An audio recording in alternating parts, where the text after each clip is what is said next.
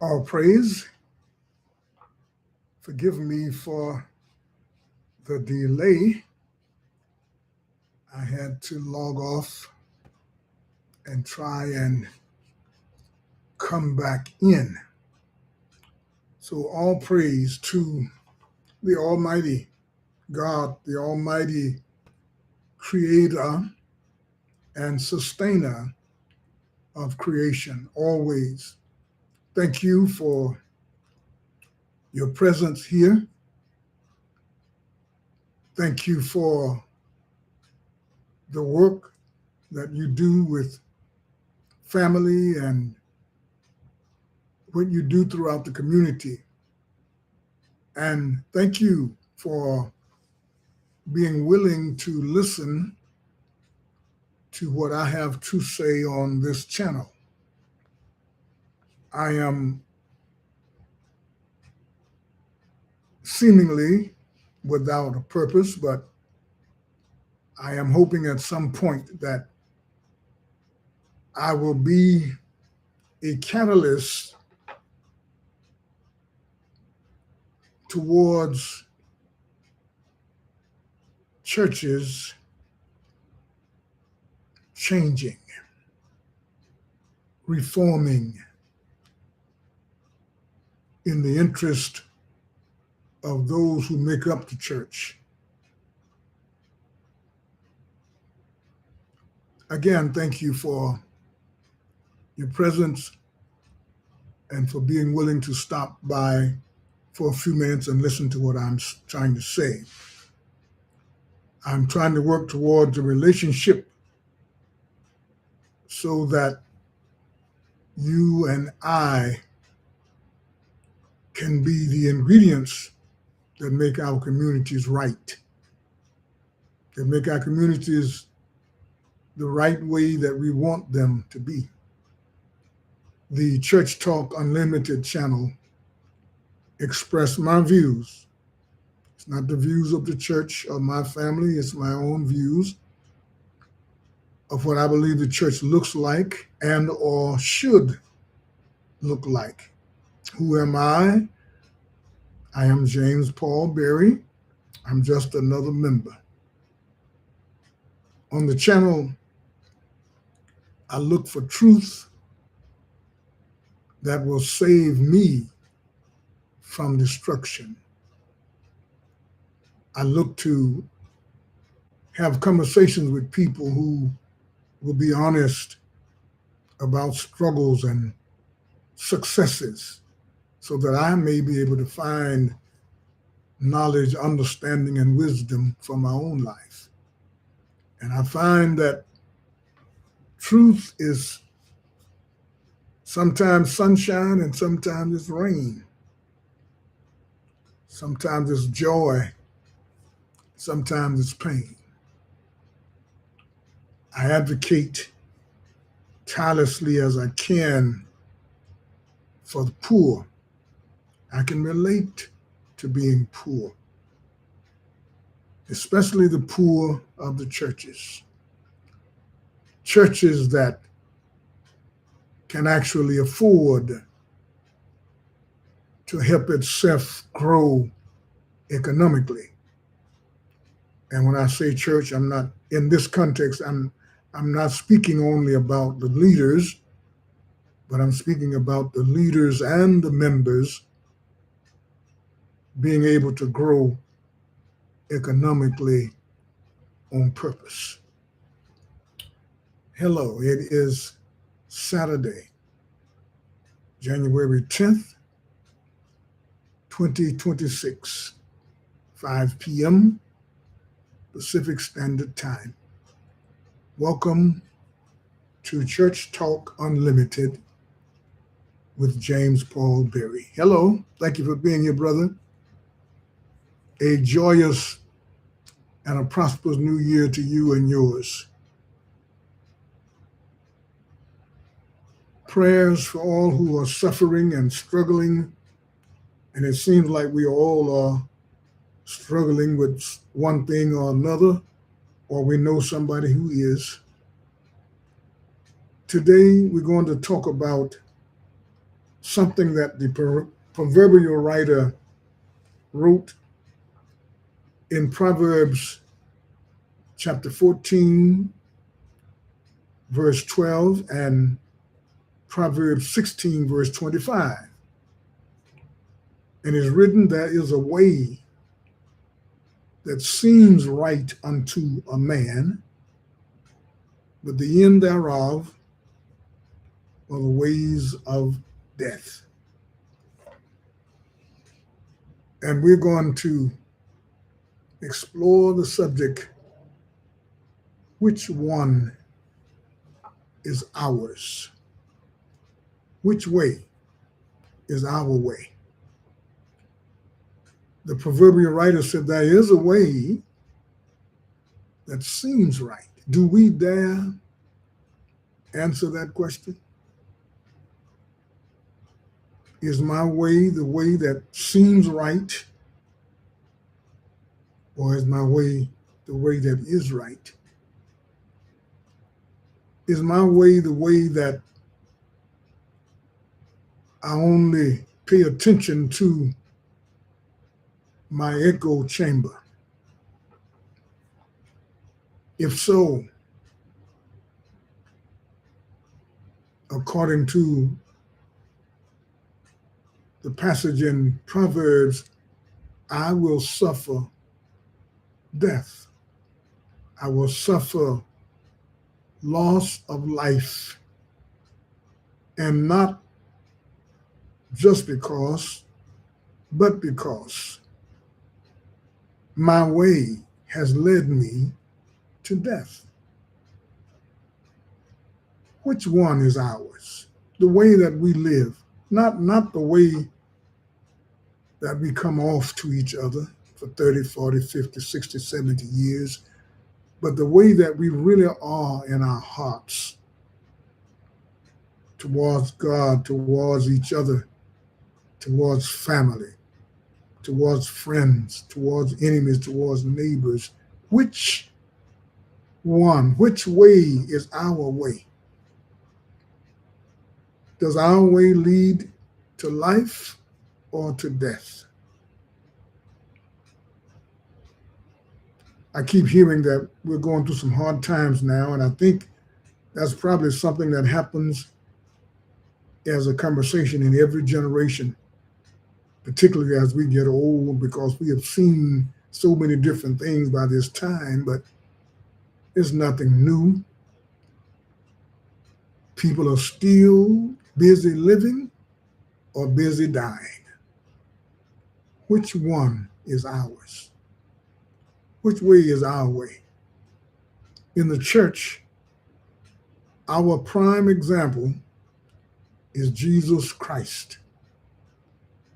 In John 14:6, Jesus is quoted as saying, I am the way, the truth, and the life. Now, I said in the introduction that on this channel, I look for the truth, but sometimes the truth does not always look the way I expect when I look. Jesus said, I am the way, the truth, and the life. No man comes to the Father except by me, except through me, except according to me. Which way is ours? Which one is ours?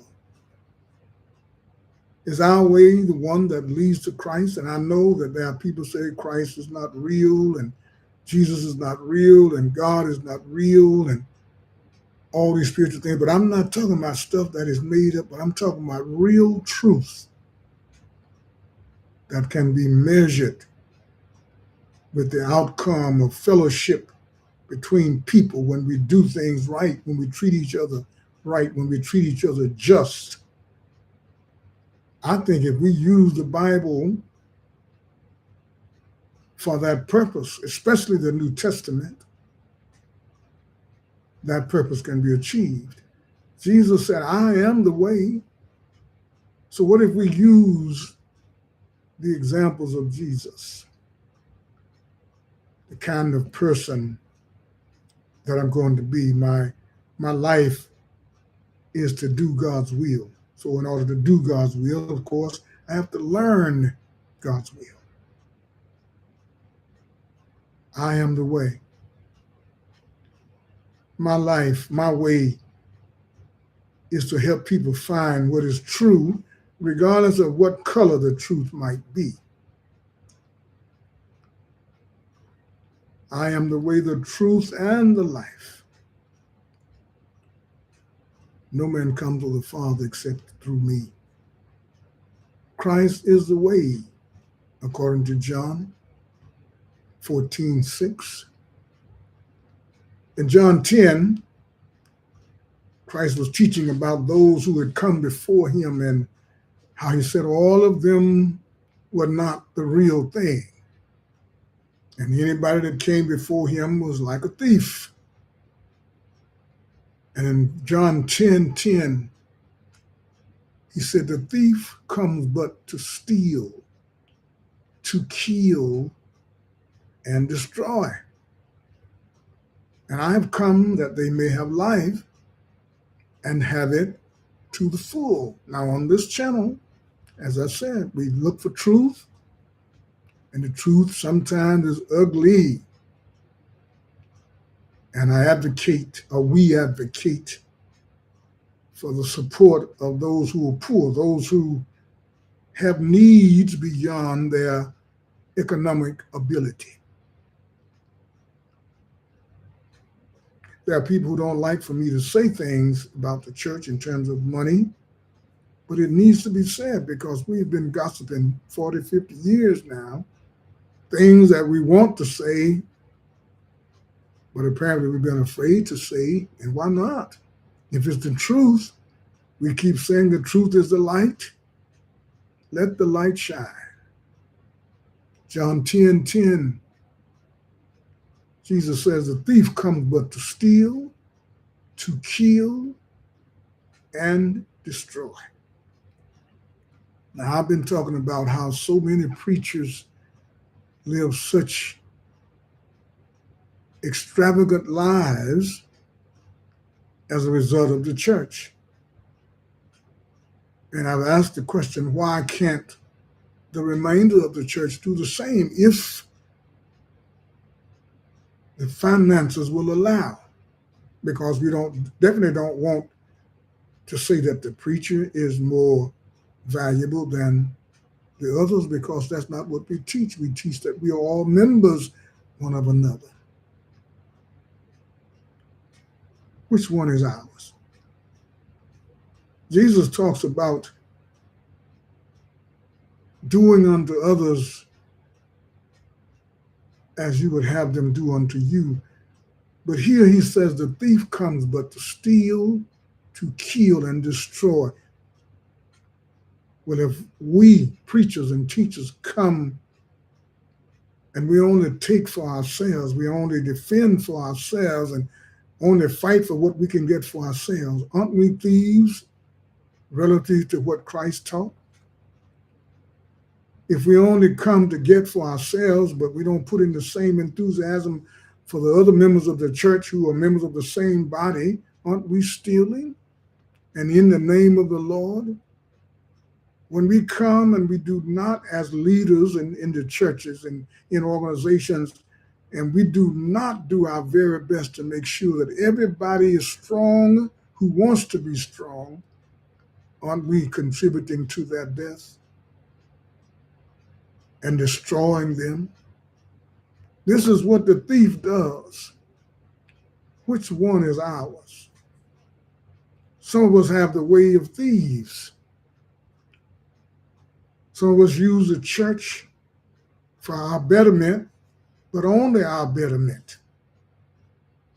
We talk a good game, but when it comes down to the economics and the churches, many churches are rich and many are wealthy. But when it comes to talking about wealth from a church perspective, from the church treasury, we seem to become dumbfounded. One of the things Jesus taught or is given credit for teaching was that the children of the world are wiser than children of light when it comes to wealth. I'm just wondering, why don't we use the wealth to improve the church? Not just always put paint on the building, but paint on the lives of the members who really need it and who really deserve it. The proverbial writer said, there is a way that seems right.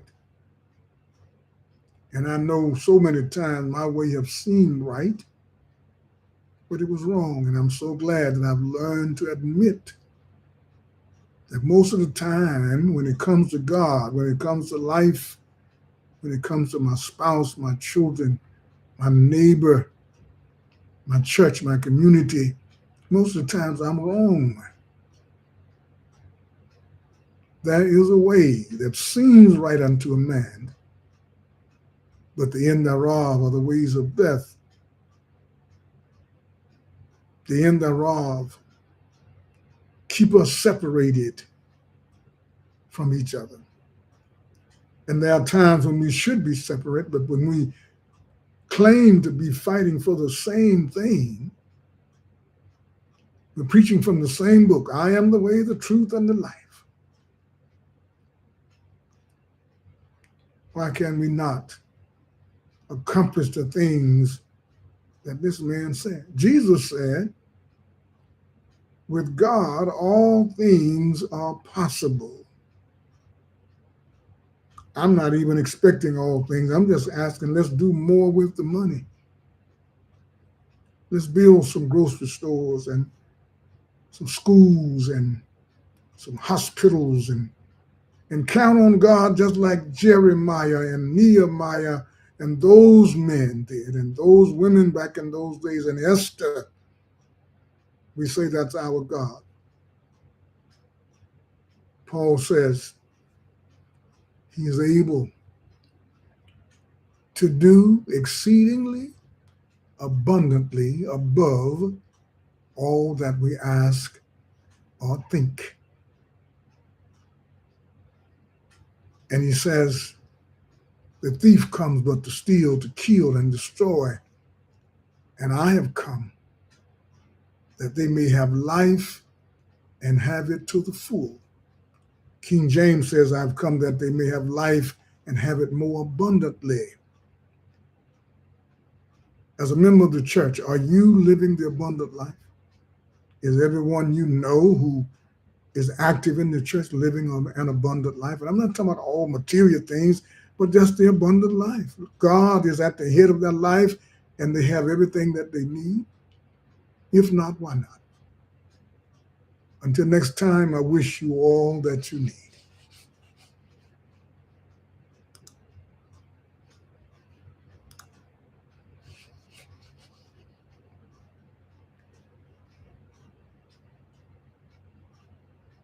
No, brother, we can't handle the truth, and we got to let the truth handle us so we can divide it correctly.